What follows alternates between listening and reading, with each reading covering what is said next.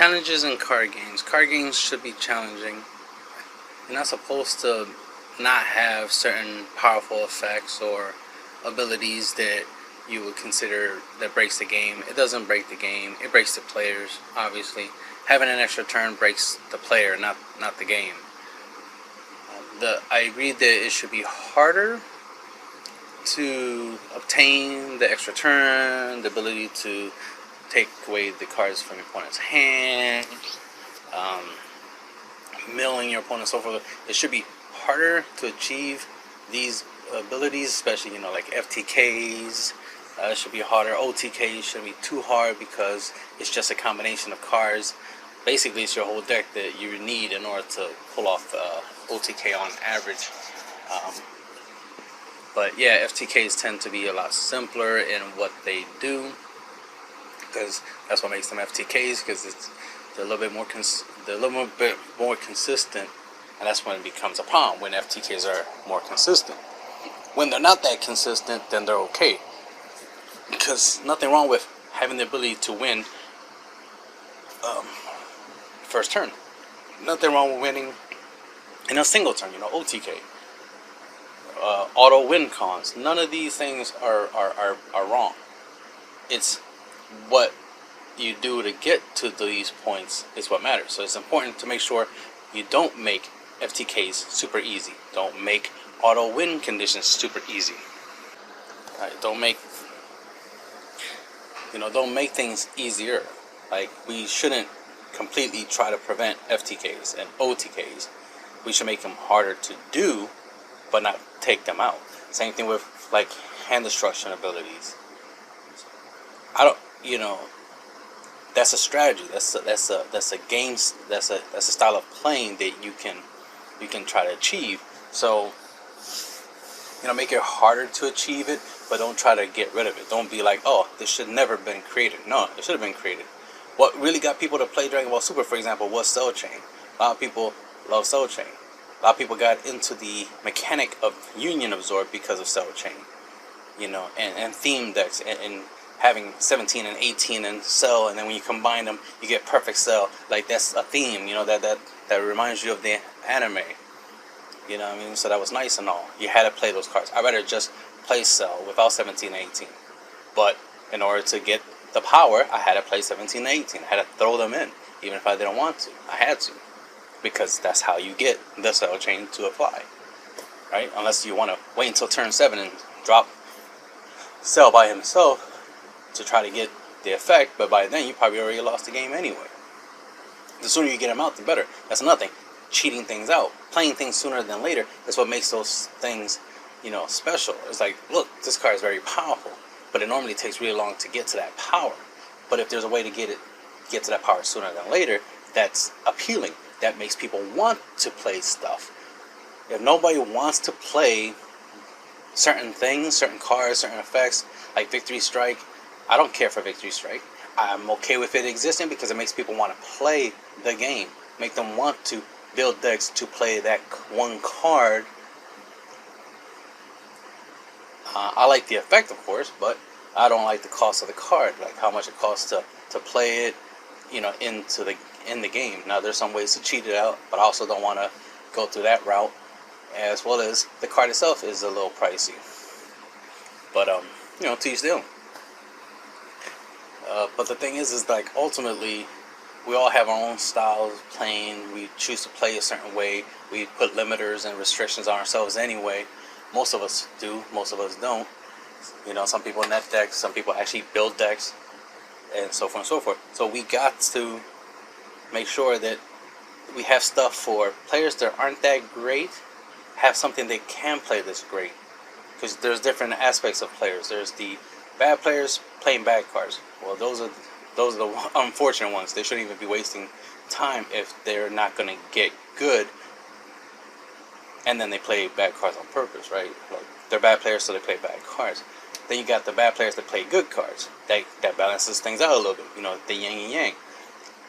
They're not that good at the game, but they got the good cards, so that helps them, be able to compete at least with people who are good players playing bad cards or good players playing good cards. You know what I mean?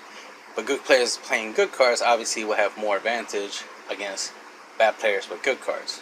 So even though the bad players and the good players both have good cards, the good players should ultimately win out because they're actually good at the game, not just have good cards.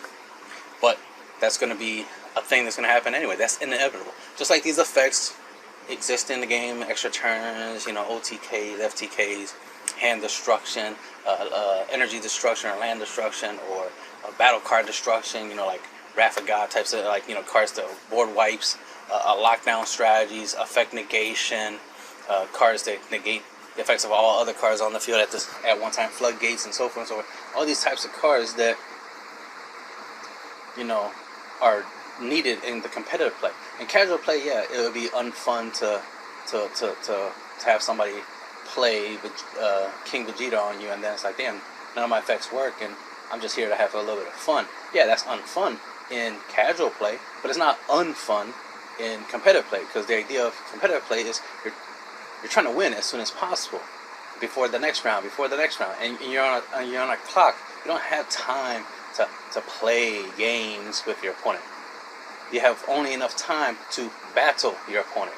You're supposed to bring your best stuff, right? Your A game. Whether you're really good at out comboing your opponent, good at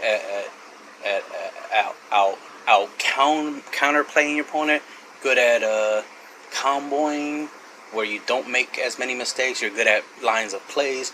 You're good at piloting decks, or you're good at building decks. All these things have to be taken into account, and all these things is what you as a competitive player are supposed to do and focus on. Not worry about if something's fun or not when you're playing competitively. When you're playing casually, yeah, play fun, and then you can have the obvious rules where you can not follow the ban list in casual play. You can play with cards with the original effects instead of the errata effects for casual play. You can have house rules, as they call it, where you don't allow these extra turn cards, or these King Vegetas, or these cell chains, like because you're trying to play more casually, more fun. You're trying to make the games last a little bit longer, and you're trying to have a back and forth with your opponent where y'all can have fun experience. If that's what you're trying to do, is have fun and an experience, you want it to last long. You don't want it to be like, oh, you beat me turn 2 because you had this wombo combo thing. You had this 1-2 swap combo, and you beat me too fast. So the game wasn't as exciting as it could have been. It wasn't fun. Yeah, when you're playing for fun, but when you're playing to win, especially in the competitive scene where you have so much time, you get tired after a while. You got to keep battling until the tournament's over. You're there for hours and hours. You don't want to be focusing on the fun and talking about balance and fairness. That's dumb in the competitive scene. It's about it's about being unbalanced, right? It's about having the advantage. The thing about an advantage is that you have more than your opponent. That's never going to be balanced. That's the definition of advantage is unbalanced, is that you have more than your opponent does. You have the advantage over them. The battle is one-sided, right? The battle is on your side or your opponent's side. It's supposed to be. You're supposed to have the advantage. You're supposed to be able to play something and it's like, damn, I played this and this helps me beat you. That's why y'all have side decks in competitive play. In casual play, we don't, no one really plays with a side deck because it makes no sense.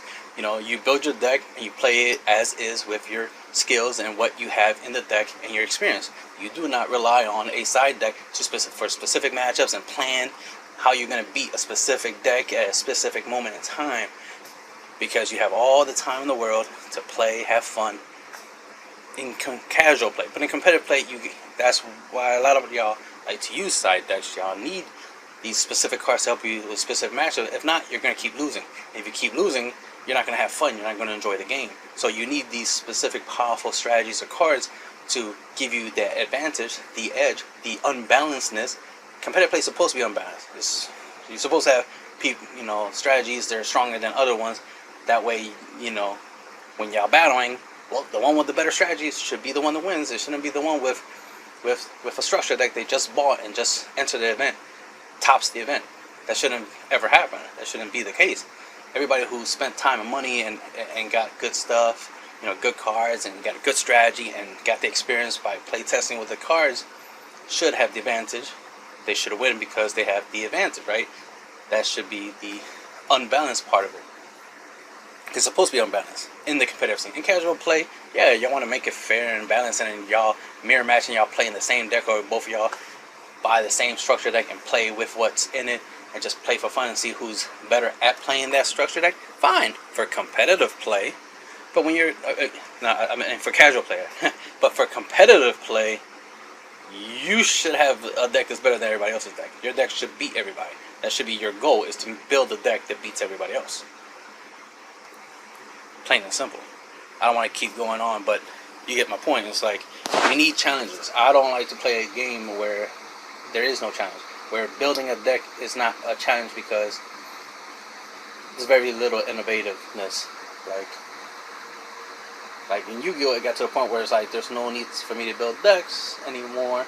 I am working on a Shadal deck at least, but man, now it's just getting to a point where I could just buy structured decks and just build a deck from that. I don't have to build anything. I just buy structured decks and play as is and win with that. I don't even have to build any strategies anymore. I don't have to think anymore when it comes to deck building. But the thing I like about Super is that it allows me to think, be creative, play stuff that most other people aren't playing, and strategize and use strategies and game theories, and actually use my mind and my skills and my experience of years of playing the card games since 2002 into playing the game, as opposed to how it normally is right now, where it's like the company is just like, here's an archetype, play it. Here's a deck, play it. Here's a deck, play it. Buy, where it's just becoming uninteresting. And I definitely don't want this game to get to that point where it's like it's so many crybabies, so many bad players complaining to Bandai, and then Bandai catering to them, which is what ruins the games in the first place, is when the players cry, the bad players at that, cry to the company, and then the company changes their vision, their plans for the game, just to cater to these crybabies because they want their money, and then that's what ends up ruining the game is greed and bitch assness. Instead of people getting good at a game because it's a game, you're supposed to get better at it over time. You're not supposed to just get the game to a point where it's like, alright, now it's nice and simple. Everybody's playing the same strategy over and over again. No one's doing anything new or different. No, it's supposed to be different every month, every year. It's supposed to be something different in the game. We're supposed to play the game differently. We're supposed to change over time. Not supposed to do the same shit over and over again. Playing the same strategy, the same,